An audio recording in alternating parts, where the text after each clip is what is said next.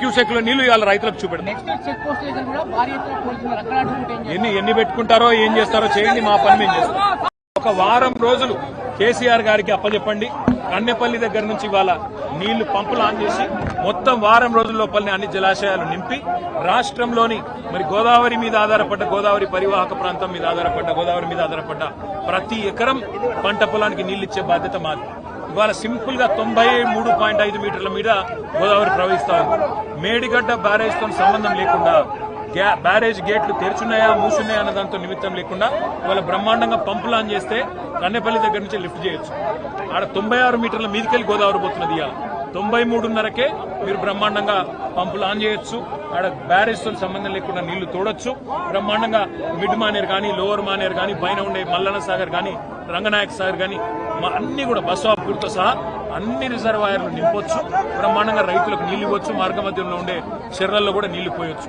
కానీ ప్రభుత్వం తన చేతగాంతనాన్ని, తన అసమర్థతను కప్పిపుచ్చుకోవడానికి ఇలా మమ్మల్ని జనగామ దగ్గరనే అడ్డుకునే ప్రయత్నం చేస్తా ఉంది. ఎందుకు అడ్డుకుంటున్నారని మేము అడిగాం పోలీసులు. మాకు ఆదేశాలు ఉన్నాయంటాడు. కింద నీళ్లు వృధాగా పోతుంటే అవి రైతులకు చూపెడతామంటే మీకెందుకు భయం? ఎల్నీనో అంటున్నారు, కరువు వచ్చింది అంటున్నారు. కరువు వచ్చినా ఇవాళ కల్పతరువు లాంటి కాళేశ్వరం తెలంగాణకున్నది. కల్పతరువు లాంటి కాళేశ్వరంలో మీరు చేసేది ఏం లేదు. కన్నెపల్లి కాడ 2 బటన్లు ఒత్తాలి గంతే. ఆ 2 బటన్లు ఒత్తితే మా కరీంనగర్ నియోజకవర్గంలోని మొట్టమొదటి బెనిఫిషరీ కరీంనగర్ నియోజకవర్గంలోని ప్రాంతం.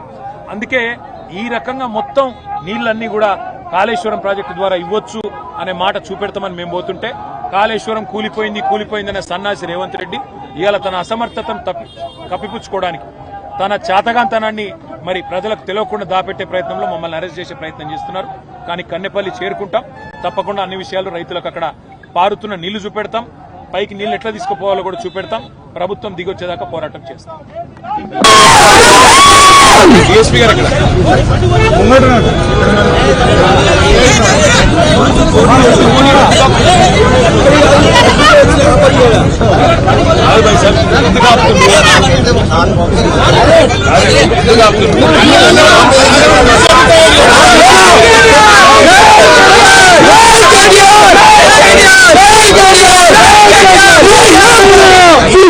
కింద పైన పొలాలు ఎడుతున్నాయి. ప్రభుత్వానికి తెలివి లేదు, చూపెడు కందుకు పోతున్నాం. అది కూడా గత భయం ఎందుకంటే అన్ని బండ్లు పంపితే పోతాం. లేదంటే ఇక్కడ కూర్చోమంటే ఇన్ని బండటం పెట్టి ఇన్ని కూర్చోటం, బండటం పెట్టి కూర్చోమంటావా అందరినీ పంపిస్తాం. అంతే డిఎస్పీ ఎక్కడ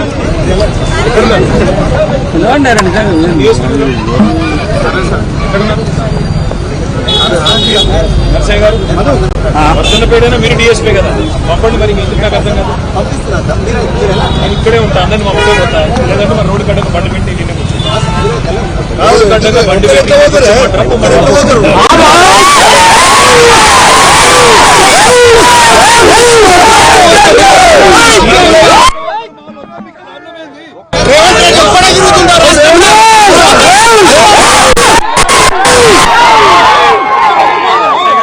నర్సయ్య గారు